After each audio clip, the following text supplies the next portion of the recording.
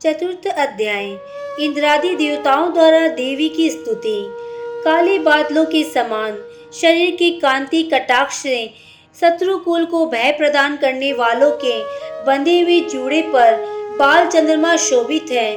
शंख, चक्र, कृपाण, त्रिशूल हाथों में लिए तीन नेत्र सिंह के ऊपर बैठे हुए तीनों लोकों को अपने तेज से पूर्ण करने वाली जय नाम की दुर्गा का मैं ध्यान करती हूँ, जिसको इंद्रादि देवता अपनी कामनाओं की सिद्धि के लिए पूजते हैं। ऋषि बोले, उस दुरात्मा अत्यंत बलशाली महिषासुर को और उसकी सेना का नाश हो जाने पर सभी देवताओं ने गर्दन और शरीर को झुकाकर देवी जी की स्तुति की।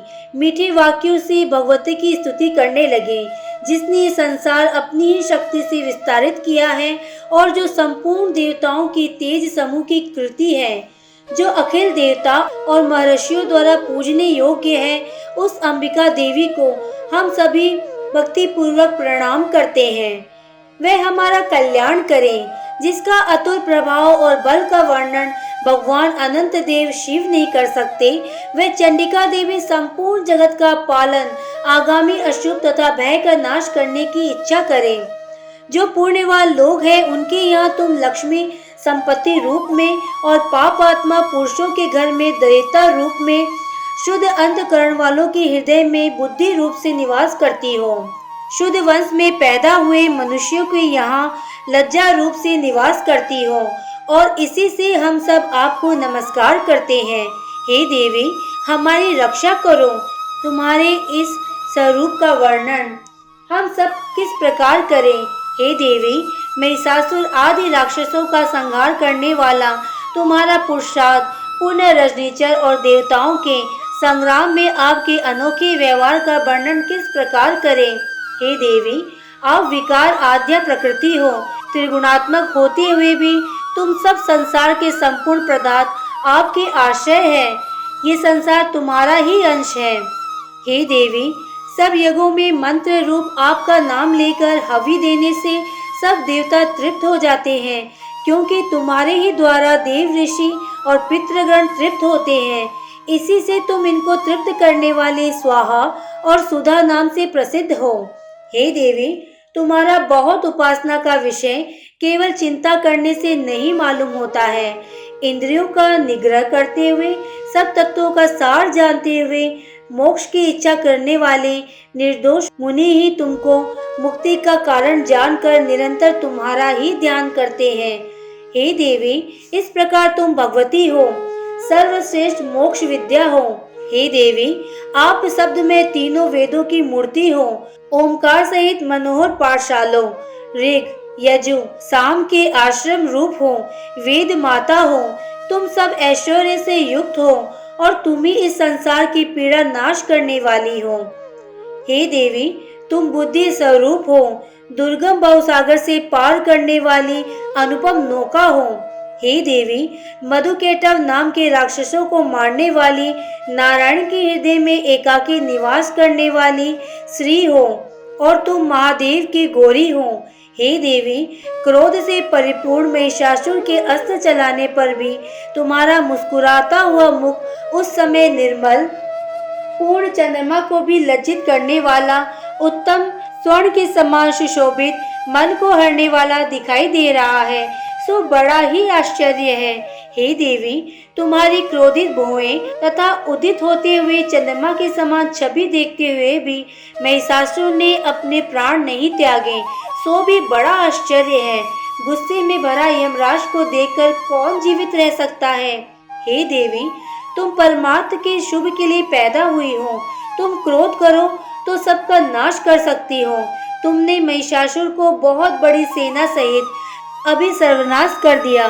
जिनके ऊपर तुम प्रसन्न होती हो, उन्हीं का अभ्युदय होता है। उन्हीं को धन, यश, सम्मान प्राप्त होते हैं। वे ही पुरुष धन्य हैं। उन्हीं के पुत्र, सेवक, स्त्री उद्वेग रहित होते हैं। हे देवी, तुम्हारी कृपा से पुण्यशील मनुष्य सर्वदा धर्म काम किया करता है और आपकी कृपा से मरने पर स्वर्ग को प्राप्त होता है। इसलिए हे देवी, तुम तीनों लोकों का फल देने वाली हो। हे देवी, दुर्गति में गिरते हुए मनुष्यों को याद करने पर तुम उन लोगों का भय दूर कर देती हो।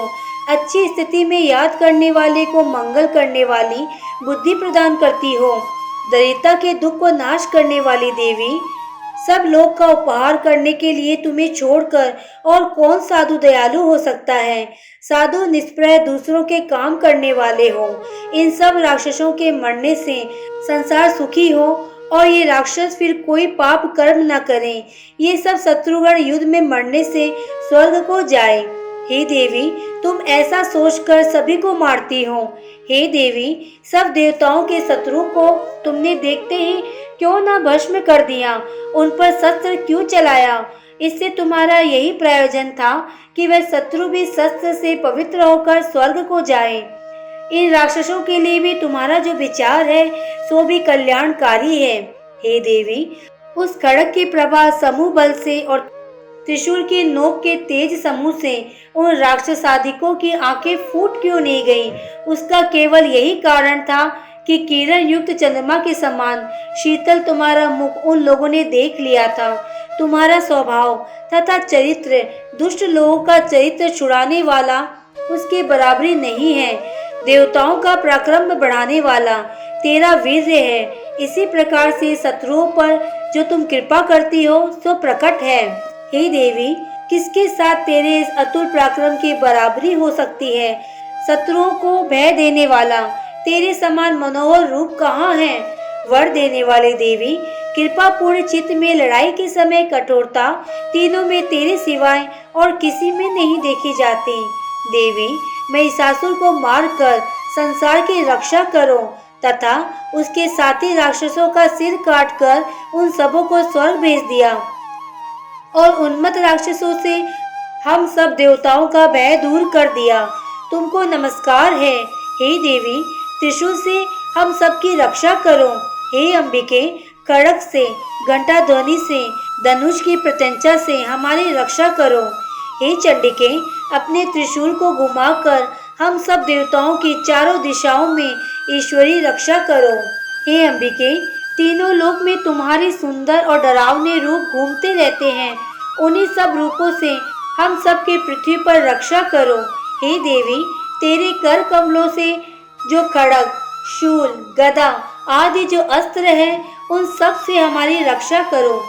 ऋषि बोले, देवतागण से इस प्रकार स्तुति की गई तथा नंदन वन के सुंदर पुष्प तथा सुगंधित आदि से पूजित और दिव्य धूप से धूप दी हुई जगत माता भगवती वर देने के लिए प्रसन्न मुख हो प्रणाम करते हुए देवताओं से कहने लगी।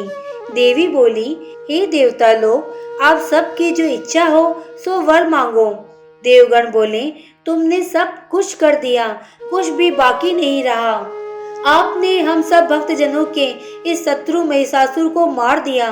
तब हे महेश्वरी, जो हम सबको वर देना चाहती हो तो यही वरदान देना कि पुनः आपत्ति में हम लोग तुम्हें स्मरण करें, तब तुम हम लोगों की आपत्ति का नाश करना। हे अमलानने, जो मनुष्य इस स्तुति से तुम्हारा ध्यान करें, हम लोगों पर प्रसन्न होकर तुम उनको ज्ञान, उदय और ऐश्वर्य द्वारा धन, पुत्र, स्त्री, प्रभुति की वृद्धि देना, क्योंकि तुम सब कुछ दे सकती हो। ऋषि बोले, हे राजा सूरत, संसार और अपने कल्याण के लिए देवतागण से इस तरह प्रसन्न होने के बाद देवी ने कहा, ऐसा ही होगा, और अंतर्ध्यान हो गई। हे भूपति, पूर्व काल में देवताओं के शरीर से तीनों लोकों का कल्याण करने वाली देवी जिस प्रकार पैदा हुई थी, वह कथा मैंने तुमसे कही है। फिर अनेक दुष्ट दैत्य शुंभ निशुंभ नामक दोनों राक्षसों को मारने के लिए और संसार की रक्षा तथा देवगणों का उपकार करने वाली देवी जिस प्रकार पार्वती के देह से पैदा हुई, तो मैं ठीक ठाक कहता हूँ, तुम सुनो। इस प्रकार श्री मार्कंडेय पुराण में सर्वाणिक मनवंतर कथा के अंतर्गत देवी महात्म्य में सक्रादि स्तुति नामक चौथा अध्याय पूरा हुआ।